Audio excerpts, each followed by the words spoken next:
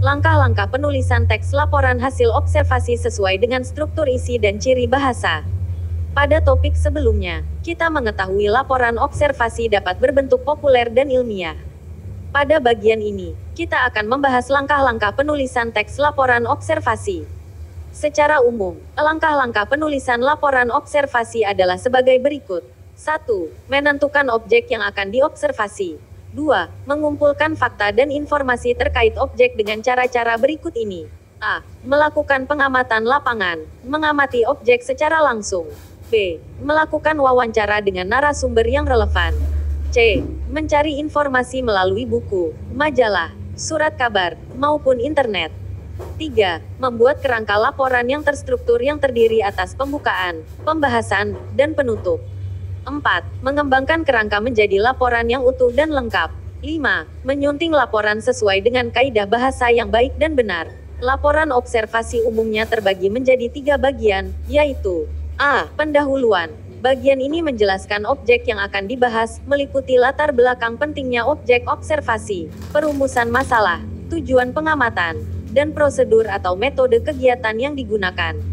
B. Pembahasan. Bagian ini berisi uraian hasil pengamatan yang dilengkapi fakta-fakta.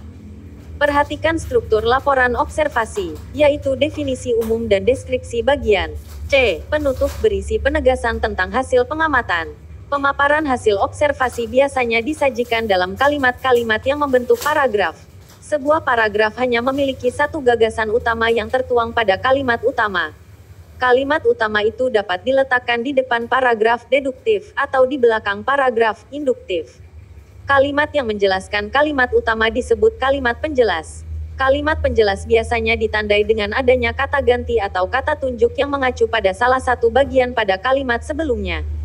Perhatikan contoh paragraf deduktif. Kita semua mengetahui kebersihan itu penting bagi kesehatan, lingkungan, pakaian, dan makanan perlu dijaga kebersihannya agar masyarakat tidak mudah terkena penyakit.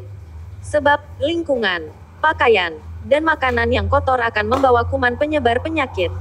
Jika masyarakat kurang menyadari pentingnya menjaga kebersihan, tentu banyak anggota masyarakat yang akan terkena penyakit. Pada kalimat di atas, kalimat utama berada di awal paragraf. Contoh paragraf induktif. Banyak anggota masyarakat yang terkena penyakit sebagai akibat dari kurangnya kesadaran dalam menjaga kebersihan.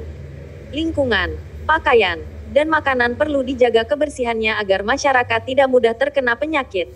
Sebab, lingkungan, pakaian, dan makanan yang kotor akan membawa kuman penyebar penyakit. Padahal, kita semua mengetahui bahwa kebersihan itu penting bagi kesehatan kita. Pada kalimat di atas, kalimat utama berada di akhir paragraf. Poin penting. Dalam penulisan teks laporan observasi, perlu diperhatikan hal-hal berikut. 1.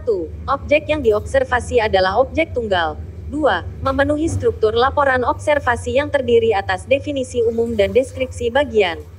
3. Pembuatan laporan runtut. Setiap paragraf terdapat satu kalimat utama yang letaknya bisa di awal paragraf atau di akhir paragraf.